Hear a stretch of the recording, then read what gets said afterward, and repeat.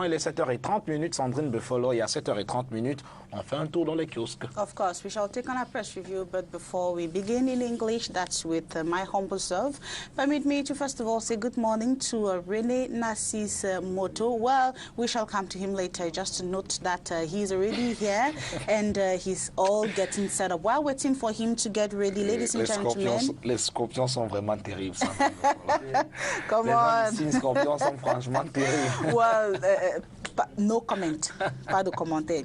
Well, while waiting for Narcisse to get ready, we will begin. I'll begin in English. And the first one for today, the first one for today is Cameroon Tribune. And on Cameroon Tribune today, it says Anglophone lawyers' concerns, discussions resume today. Anglophone lawyers' concerns, discussions resume today. After the opening session yesterday, in the presence of all parties concerned, the ad hoc interministerial committee charged with proposing solutions to problems raised by lawyers of the common law. Talks will continue today in Yaoundé under the chairmanship of the committee president Jean-Pierre Fogwe. That story you will find on page 6 of Cameroon Tribune. Still in Cameroon Tribune, it says lodging sector, 2.5 billion francs CFA for processing. Some 12 companies operating in the forestry sector will be offered a loan to purchase equipment for local processing of timber in the country following the signing of a partnership accord in Yaoundé yesterday, 27 December 2016. That you will equally find on page 8. Away from Cameroon Tribune, ladies and gentlemen, we now take a brief stop at the Median newspaper, which titles today as ostrich posturing proves fatal, government now on its knees begging lawyers and teachers. As ostrich posturing proves fatal, government now on its knees begging lawyers and teachers. And it says two separate dialogue forums today in Bamenda and Yaoundé respectively will examine Anglophone teachers' grievances and the concerns of common law lawyers with a view to seeking lasting solutions to problems raised. In its characteristics, arrogance and insensitivity, the government had led a bad situation to degenerate in the hope that it would simply pass away with time. Now she is caught in her own trap. Well, that story is continued on page 2 of the Median newspaper. And still in the Median, it says uneasy calm. 26 scapegoats of Bamenda riot feared missing. Human rights activists, family members running helter-skelter. That is on page 4. Enforcing discipline in the Median newspaper today, it says MOPA modest sanctions corrupt taxation staff. At least 7 suspended, over 20 others shown the door. That is also on page 4 of the Median newspaper. Last but not the least, it says Douala and Yaoundé training on e-filing of tax returns open for taxpayers of liberal professions on Wednesday, 28th December. Well, that is actually today. So if you want to know more, grab a copy of the Median and get all the information. Away from that, we now close this press review in English with the Times Journal. The Times Journal, which states Gogomu Commission turns to threat forum teachers, health hostage as talks collapse. SCNC urges government to immediately release youths arrested in Bamenda and taken to Yaoundé. And it also says a Mezam senior divisional officer under fire, accused of stifling development of Bamenda 3. That is on page 2. And it also says on page 3, Prime Minister Philemon Yang Commission on Lawyers' Problems flies into pieces on day 1. Prime Minister Yang Commission on Lawyers' Problems flies into pieces on day 1. That is on page 3. And still in the Times Journal, it says Boya Bishop asks Biya to abandon force, seek dialogue in handling Anglophone problem. That you will find on page 3. And still on page 3, it says D.O. Kwam Wokam rated most corrupt administrator in the Southwest region. And away from that, also on page 3, still in the Times Journal, it says Southwest farmers blame Eyebe IEC for withholding their subventions. That is on page 23. And still on page 23, it says Cameroon to import 95,000 tons of palm oil in 2017. Cameroon to import 95,000 tons of palm oil in 2017. And that does it, ladies and gentlemen, for the press review in English. And we shall now continue in French with René Narcisse Moto, to whom we need to say good morning, Etienne. Bonjour à René Narcisse Moto, la fleur. Bonjour la fleur. Bonjour à toi, Etienne de Bouddha. Bonjour également à Sandrine Befolo que je n'ai pas vu hier. J'espère que tu te sens mieux aujourd'hui. Yeah, I'm much more better today by the grace of God. De toute façon, ça c'est récent sur ton visage. Ah, thank you. Voilà, très réluisant ce matin. Thank you. Et même que tu as revu. Bon, là vous allez un peu plus loin. Ah Autant bon. elle a dit. Tu es jaloux. Etienne, arrête de jouer les jaloux, s'il te plaît. Les jaloux. Tu dois être sûr de toi, n'est-ce pas? François Xavier, ici dans 3 secondes, il ne commence pas la revue, on coupe et on passe à autre chose. Jamais. De toute façon, Sandrine m'a déjà introduit, donc je vais de ce pas mettre les téléspectateurs au parfum de chez l'actualité telle qu'elle est développée par quelques presses qui nous sont parvenues ce matin.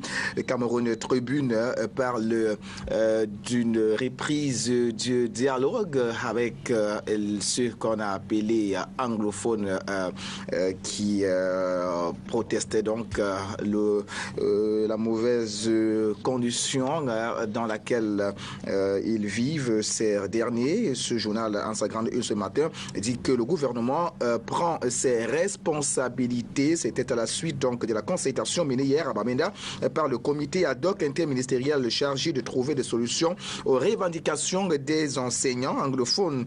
Le gouvernement dit sa détermination à faire reprendre les cours dans les régions du nord-ouest et du sud-ouest dès la rentrée du deuxième trimestre prochain. C'est en page 2, donc dans le journal Le Cameroun Tribune, disponible donc en kiosque ce jour. Pendant ce temps, Nouvelle Expression parle plutôt de toute autre chose et indique à sa grande une que les enseignants boycottent les négociations du côté de Bamenda. D'après ce journal, après quelques heures de débat, ces enseignants ont claqué la porte du côté de Bamenda. Le gouvernement durcit le ton et menace, précise la Nouvelle Expression ce matin. À Yaoundé, les discussions avec les avocats se poursuivent. Nous le fait savoir ce matin. La Nouvelle Expression en sa page 3. Nous restons avec la Nouvelle Expression ce matin, cette fois en pied de sa une, pour parler de cette rétrospective 2016. La Nouvelle Expression s'y est déjà